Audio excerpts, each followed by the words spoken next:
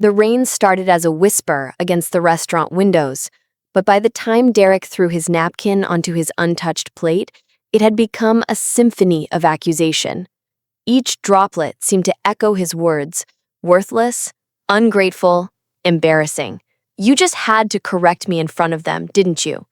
His voice was low, controlled, the kind of quiet that made Sarah's skin crawl more than his shouting ever could. In front of my business partners, my colleagues. Sarah's fingers trembled as she reached for her water glass. The ice had long since melted, leaving only lukewarm disappointment. Derek, I wasn't correcting you. I was just what? Just showing everyone how much smarter you think you are than your husband? He leaned forward, his expensive cologne mixing with the scent of untouched lobster. Just proving that you can't keep your mouth shut when it matters? The other diners continued their conversations, their laughter and clinking silverware, creating a soundtrack to Sarah's humiliation. She wanted to disappear into the burgundy leather of the booth, to become as invisible as Derek had been making her feel for the past 3 years. The Hendrix deal was important, she whispered, her voice barely audible above the restaurant's ambient noise. When you said the merger was happening in Q3, and I knew from your own files that it was Q4, I thought, you thought.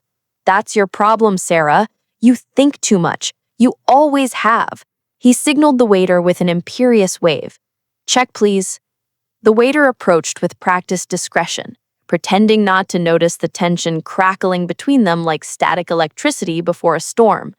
Derek pulled out his black American Express card, the one that bore only his name, though Sarah had helped him earn the income that qualified him for it back when she still worked, back when she had her own identity beyond being Derek Morrison's wife. I'm sorry, she tried again, hating herself for the apology, even as it left her lips. I didn't mean to undermine you. Derek stood, straightening his Armani jacket with sharp, angry movements.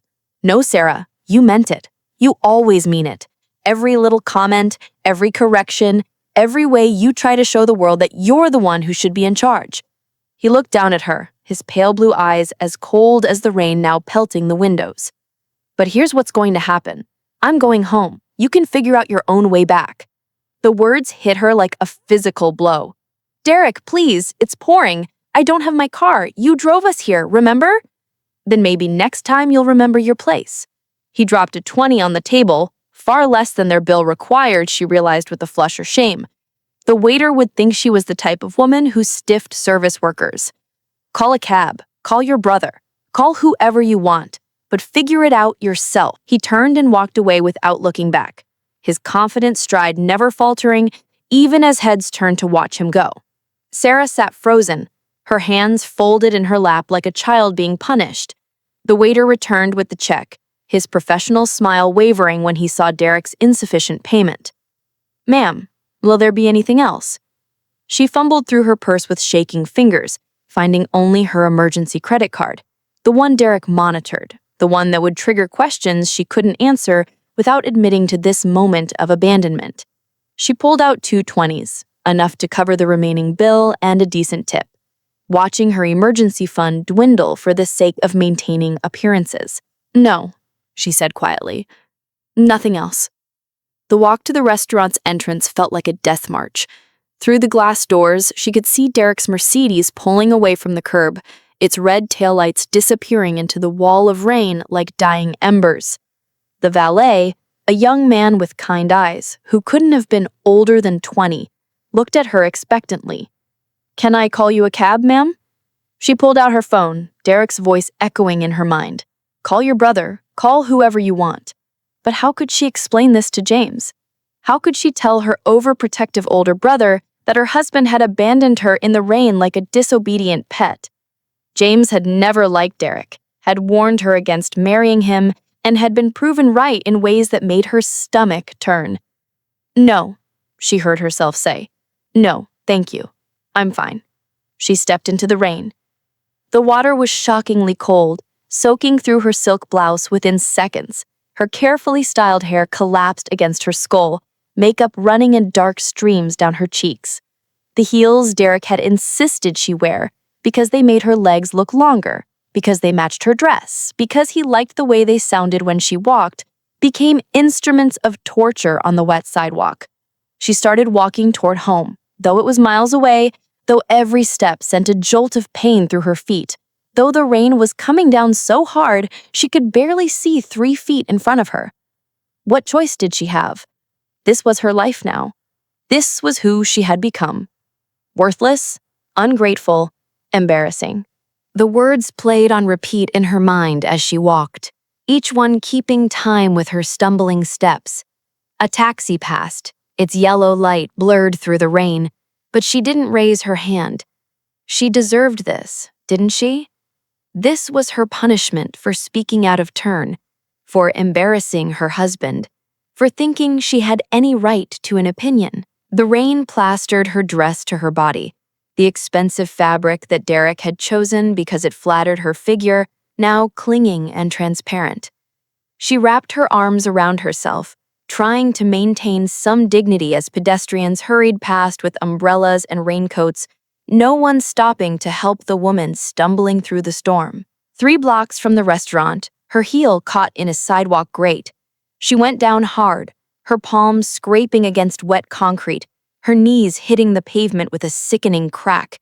Pain shot through her leg as she struggled to stand, her heel broken, her stockings torn, blood mixing with rainwater on her hands. She sat there on the sidewalk, rain streaming down her face, and for the first time in 3 years, she cried. Not the quiet, controlled tears she allowed herself in the shower or late at night when Derek was asleep, but great, heaving sobs that came from somewhere deep and wounded inside her chest.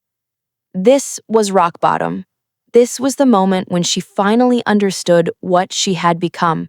The black SUV pulled up to the curb with a soft hiss of expensive tires on wet asphalt. Sarah looked up, expecting another taxi, or perhaps someone telling her to move along, but the window rolled down to reveal a face she recognized.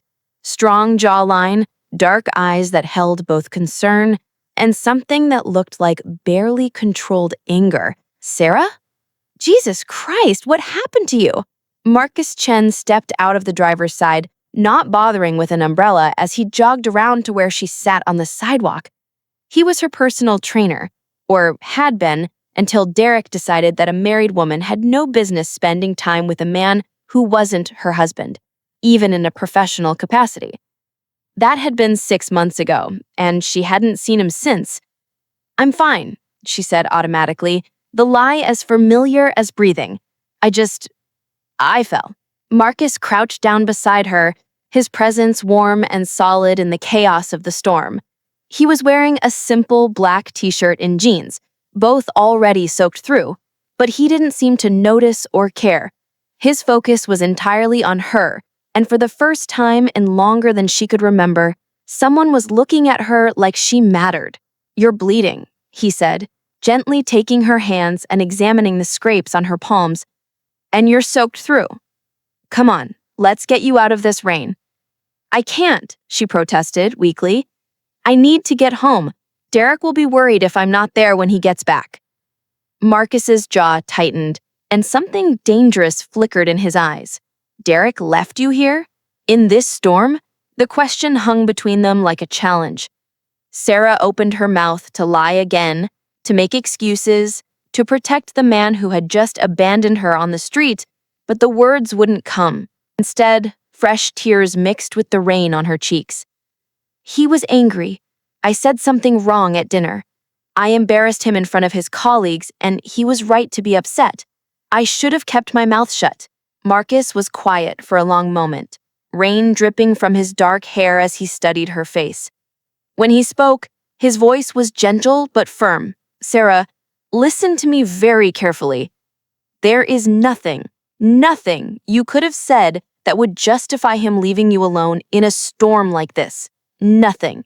She shook her head, sending droplets flying. "You don't understand. I've been so difficult lately, so ungrateful. Derek works so hard to provide for us, and I just keep making mistakes. Is that what he tells you? That you're difficult, ungrateful?" She looked away, unable to meet his eyes.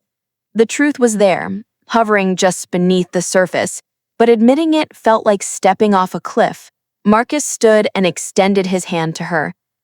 "Come on, let's get you warm and dry, and then we can talk about whatever comes next." "I can't go with you," she said, even as part of her desperately wanted to take his hand. "Derek wouldn't like it, and people will talk. A married woman getting into another man's car. Sarah." Marcus's voice was patient, but there was an urgency under it. "Look at yourself. Really, look. You're sitting on a sidewalk in the pouring rain, bleeding and crying because your husband abandoned you in the storm. What do you think people are saying about that?" The words hit her like a slap. She looked down at herself, at her torn stockings, her ruined dress, her scraped hands, and saw herself clearly for the first time in years. This wasn't dignity. This wasn't being a good wife. This was destruction. Slowly, carefully, she reached up and took Marcus's hand. He helped her to her feet with gentle strength, steadying her when she wobbled on her broken heel. Without a word, he bent down and helped her out of both shoes, leaving them on the sidewalk like artifacts of a life she was already beginning to leave behind. "Better?" he asked. She nodded, surprised to find that it was true. The concrete was cold beneath her bare feet, but it was real, solid, honest. No pretense, no performance. Marcus opened the passenger door of his SUV and Sarah climbed in, her wet dress squeaking against the leather seats. The interior was warm and smelled like coffee and something indefinably masculine. Not cologne or aftershave, just the clean scent of soap and honest work. He got into the driver's seat and turned up the heat, directing the vents toward her. "There's a towel in the back if you want to dry your hair." Sarah reached back and found a clean gym towel, pressing it to her face and breathing in the simple comfort of being cared for. "Marcus," she said quietly, "why are you here? I mean, what are the chances?" Marcus was quiet for a moment, his hands resting on the steering wheel as he stared out at the rain. "I wasn't just passing by," he said finally. "James asked me to keep an eye on you." Sarah's stomach dropped. "What do you mean?" "Your brother was worried about you, has been for months. He said you weren't answering his calls, weren't coming to family dinners. He said when he did see you, you seemed—" Marcus paused, choosing his words carefully. "Different. Smaller." Shame flooded through her, hot and nauseating. "James hired you to spy on me?" "Not spy. Just watch. Make sure you were safe." Marcus turned to face her, his dark eyes serious. "Sarah, I've been a personal trainer for 8 years. I've worked with dozens of married women, and I know what it looks like when someone is being controlled.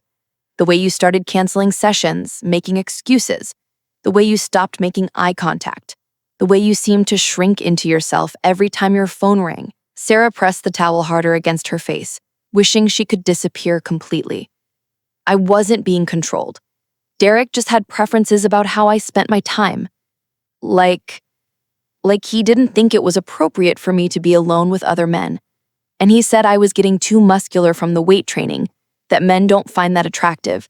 And the gym was expensive, and we were trying to save money for the house renovation, and—" She trailed off, hearing herself making Derek's excuses, and for the first time, they sounded hollow even to her own ears. Marcus reached over and gently pulled the towel away from her face. "Sarah, look at me." She did, reluctantly. "A man who loves you doesn't isolate you from the things and people that make you strong. He doesn't make you smaller to make himself feel bigger. And he sure as hell doesn't abandon you in the rain to teach you a lesson." The words hit her with the force of revelation. She thought of all the friends she'd stopped seeing because Derek found them negative influences. The job she'd left because Derek said her success was threatening to his clients. The hobbies she'd abandoned. The opinions she'd learned to swallow. The dreams she'd let die one by one until she was nothing more than an extension of Derek Morrison's will. "But I love him," she whispered, the words feeling strange and false in her mouth. "Do you?" Marcus asked quietly. "Or do you love who you thought he was? Who he convinced you he was before he had you trapped?" Sarah closed her eyes, remembering the early days of her relationship with Derek. He had been charming, attentive, generous with compliments and gifts. He had made her feel special, chosen, worth pursuing. But when had that changed? When had his attention become surveillance? When had his generosity become control? I don't know anymore, she admitted. Marcus started the engine, the SUV purring to life around them. Where do you want to go? I can take you home or to James's place, or we can just drive until you figure it out. Sarah thought about going home, about Derek pacing in their perfectly appointed living room, waiting for her to return so he could continue her punishment. She thought about his cold satisfaction when she walked in soaked and broken, proof that she couldn't survive without him. She thought about the apology she would be expected to give, the promises she would make to be better, more obedient, less troublesome. Not home, she heard herself say. Anywhere but home. Marcus nodded and pulled away from the curb. They drove in comfortable silence through the rain-soaked streets, the city blurred and impressionistic through the water-streaked windows. Sarah watched familiar landmarks pass by, the coffee shop where she used to meet her friend Lisa, before Derek decided Lisa was too dramatic, the bookstore where she used to spend Saturday afternoons, before Derek said she was reading too much and not paying enough attention to him, the yoga studio where she used to practice, before Derek said it was a waste of money. All the pieces of her former self, scattered like breadcrumbs along the path of her marriage. Can I ask you something? She said finally. Anything. When you were training me, did you suspect that something was wrong? Marcus was quiet for several blocks. I suspected, he said finally. You were one of my most dedicated clients for 2 years, and then suddenly you started making excuses, canceling sessions, showing up distracted. And there were signs. What kind of signs? You stopped talking about your goals, your progress. You used to be so excited about getting stronger, about what your body could do. Then it was like someone had turned off a light inside you. He glanced over at her, and you started asking different questions.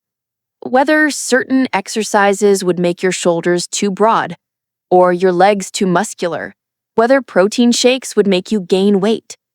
Questions that weren't about health or strength, they were about making yourself smaller. I remember those conversations. Remember Derek's comments about her appearance as she grew stronger and more confident? You're getting a little bulky, he would say, pinching at her arms or thighs.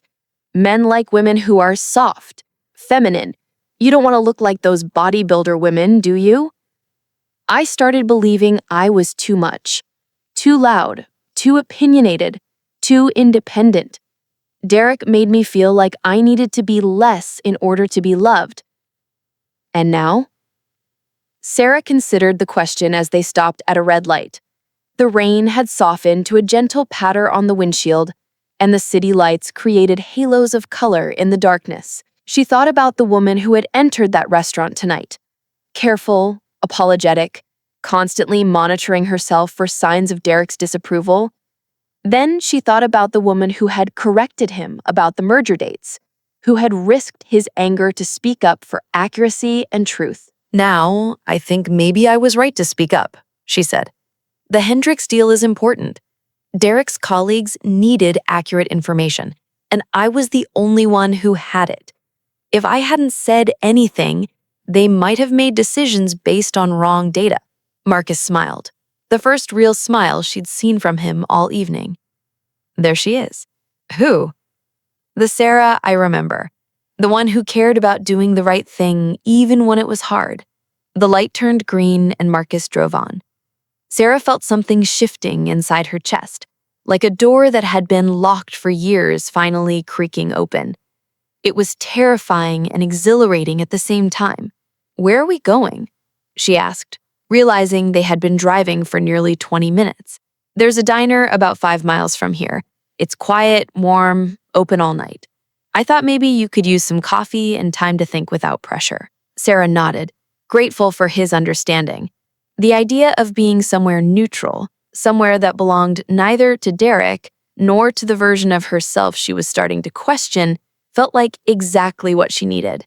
The Starlight Diner was a relic from another era, all chrome and red vinyl and neon signs that reflected cheerfully in the wet parking lot. Marcus parked close to the entrance and turned off the engine. "Sarah," he said, and something in his tone made her look at him. "I need you to know something. Whatever you decide to do tonight, tomorrow, next week, it's your choice. I'm not here to rescue you or tell you how to live your life. I'm just here because James was worried and because I've seen what happens when good people get convinced they're not worth protecting." "What do you mean?" Marcus was quiet for a long moment, his hands still resting on the steering wheel. "My mom stayed married to my father for 15 years. He never hit her, never raised his voice, never did anything that would leave a mark. But he made her disappear piece by piece, until there was almost nothing left of who she used to be. By the time she found the courage to leave, she had to rebuild herself from scratch." "What happened to her?" "She's okay now. Better than okay. She went back to school, became a nurse, remarried a man who thinks she hung the moon. But those 15 years, she can't get those back." Marcus looked at Sarah directly. "I don't want you to lose any more years to someone who doesn't see your worth." Sarah felt tears threatening again, but these were different from the ones she had shed on the sidewalk. These were tears of recognition, of possibility, of grief for the time she had already lost. They went into the diner where the warmth enveloped them like an embrace. The hostess, a woman in her 60s with kind eyes and hands that clearly had seen decades of honest work, took one look at Sarah's bedraggled state and immediately led them to a corner booth, bringing extra napkins and a cup of hot coffee without being asked. "Rough night, honey?" she said gently. Sarah nodded, not trusting her voice. "Well, you're safe now. Take all the time you need." As the hostess walked away, Sarah felt something break open inside her chest. The simple kindness of strangers, the basic human decency of caring about someone's well-being without expecting anything in return. When had she forgotten that this existed? Marcus ordered coffee for both of them and waited while Sarah wrapped her hands around her mug, letting the warmth seep into her bones. The diner was quiet, except for the soft murmur of late-night conversations and the gentle clatter of dishes being washed in the kitchen. "Tell me about her," Sarah said finally. "Who?" "The woman I used to be. Before all this. You said you remembered her." Marcus smiled, the expression transforming his usually serious face. "She was fierce, not in an aggressive way, but in a determined way. She set goals and crushed them. She asked questions, good questions, that made me think. She laughed at bad jokes and wasn't afraid to call me out when I was being lazy with her programming." Sarah tried to remember that version of herself, but it felt like trying to recall a dream. What else? She cared about people, really cared. She used to ask about my other clients, not in a gossipy way, but because she genuinely wanted to know they were doing well. And she was smart, scary smart. She could see patterns, connections, solutions that other people missed. Marcus paused. She was also kind to everyone. The gym staff, the cleaning crew, the other members. She treated everyone like they mattered. And then she started second-guessing herself. Started asking my permission for things she already knew the answers to.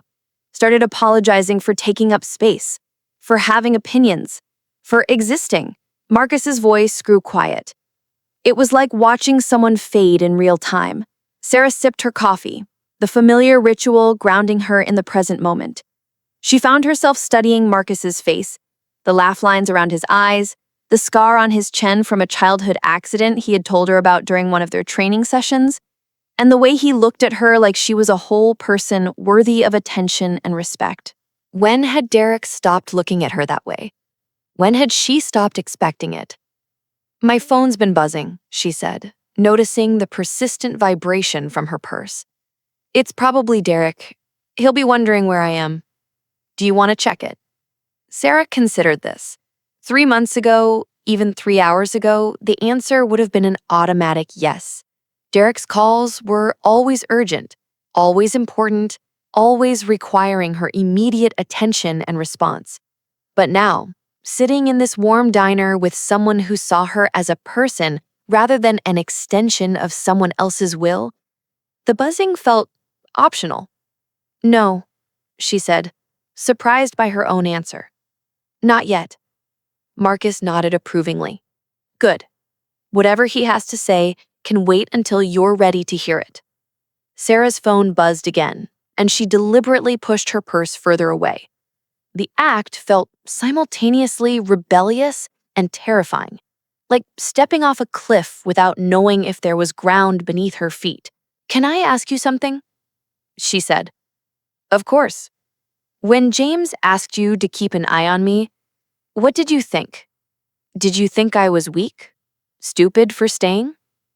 Marcus was quiet for a long moment, considering his words carefully. I thought you were trapped, and I thought you were strong enough to find your way out when you were ready. Abuse, emotional abuse, it's not about weakness or stupidity. It's about someone systematically convincing you that your perception of reality is wrong, that your needs don't matter, that you're lucky to be tolerated at all. The word abuse hit Sarah like a physical blow. She had never thought of her marriage in those terms. Derek had never hit her, never screamed at her, never done anything that would leave visible marks. But as she sat there, replaying years of conversations and interactions, she began to see the pattern Marcus was describing. The way Derek undermined her confidence while pretending to help her improve. The way he isolated her from people who might offer different perspectives. The way he made her feel grateful for basic respect and affection, as if these were gifts to be earned rather than fundamental rights. I don't know how to leave, she whispered. You don't have to figure it all out tonight, Marcus said. But you've already taken the first step. What do you mean? You stopped making excuses for him. When I found you on that sidewalk, you were still trying to justify what he did, still trying to convince yourself you deserved it. But something shifted while we were talking. I can see it in your eyes. Sarah looked at her reflection in the diner window, surprised to see that Marcus was right. There was something different in her face, a clarity that hadn't been there for years. The woman looking back at her was still fragile, still scared, but she was also awake in a way she had forgotten how to be. What happens now? Now you decide what you want your life to look like, not what Derek wants, not what you think you should want, but what you actually want for yourself. Sarah tried to imagine it, a life where her opinions mattered, where she could pursue her interests without permission, where she could be strong and smart and fully herself without apology. It felt like trying to remember a language she had once been fluent in, but hadn't spoken in years. I used to want to go back to school, she said quietly. Get my MBA. Derek said it was a waste of money since I wasn't working, but I used to dream about it. What else? I wanted to travel, see places Derek wasn't interested in visiting. Learn languages, take cooking classes. Sarah felt tears sliding down her cheeks. But these were different tears. Tears of possibility rather than despair. I wanted to have friends again. Real friends who knew who I really was. You can have all of that, said Marcus simply. Can I? Derek controls all our finances. I don't have access to our savings and my credit cards are in his name. I don't even have my own car anymore. He sold it last year and said we only needed one since I didn't work. The practical realities of her situation crashed over her like a wave. How do people leave when they have nothing? You're not starting with nothing, Marcus said firmly. You have your intelligence, your strength, your worth as a person, and you have people who care about you. James for one, me for another. Your friend Lisa from college. James mentioned that she's been trying to reach you. Sarah remembered Lisa's calls and texts, remembered making excuses about why she couldn't meet for coffee, couldn't come to book club, couldn't maintain the friendship that had once been so important to her. Derek said she was a bad influence, said she was trying to break up our marriage because she was jealous that I was happy. Were you happy? The question hung in the air like a challenge. Sarah tried to remember the last time she had felt genuine happiness. Not the forced cheerfulness she performed for Derek's benefit, but real joy, real contentment, real peace. I thought I was supposed to be, she said finally. Derek was successful, handsome, attentive when he wanted to be. On paper, I had everything a woman was supposed to want.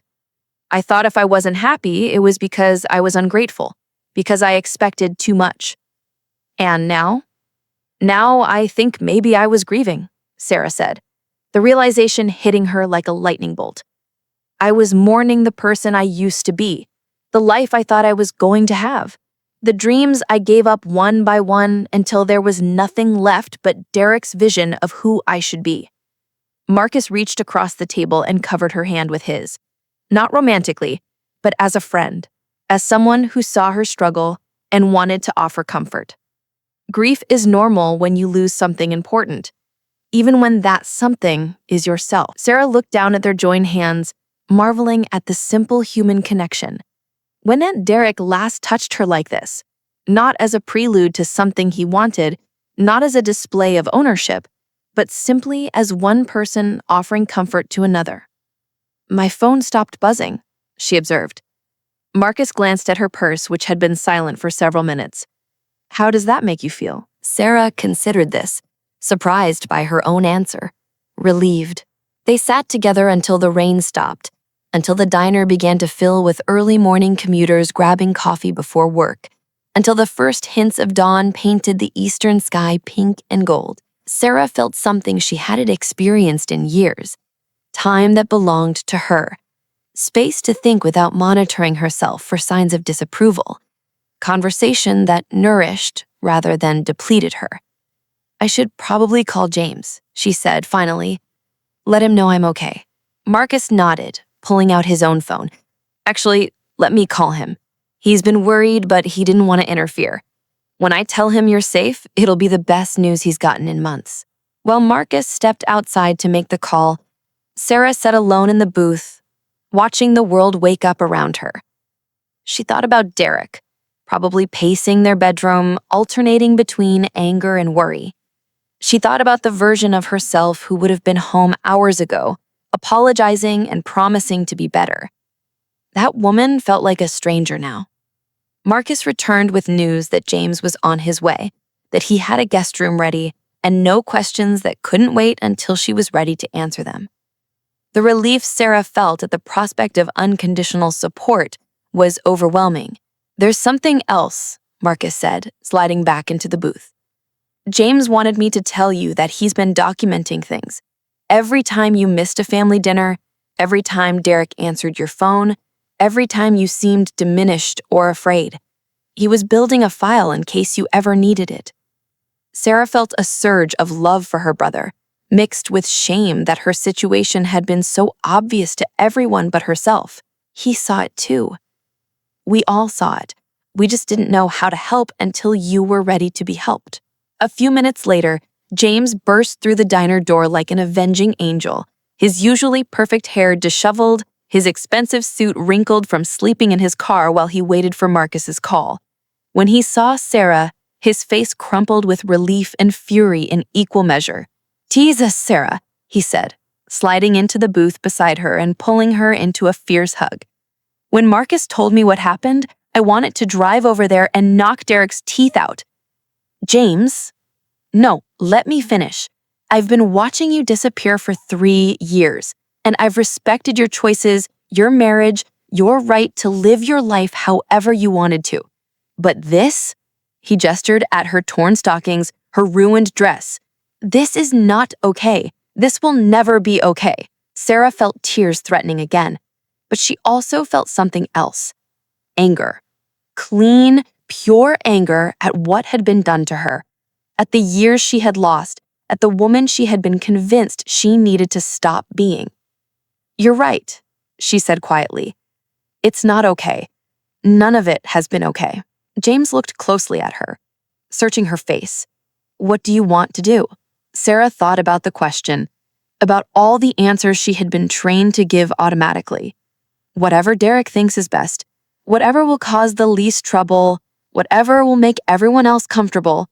But sitting there between her brother and Marcus, surrounded by the warmth and acceptance she had forgotten existed, a different answer emerged.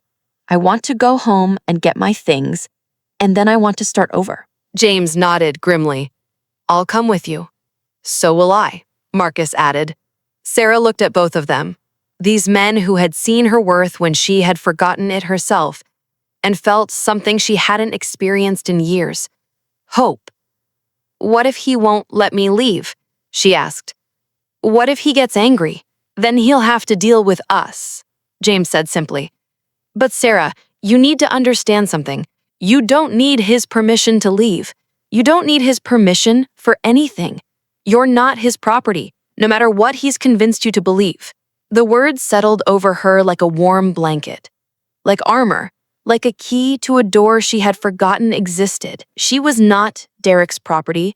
She was not anyone's property. She was Sarah Chen Morrison.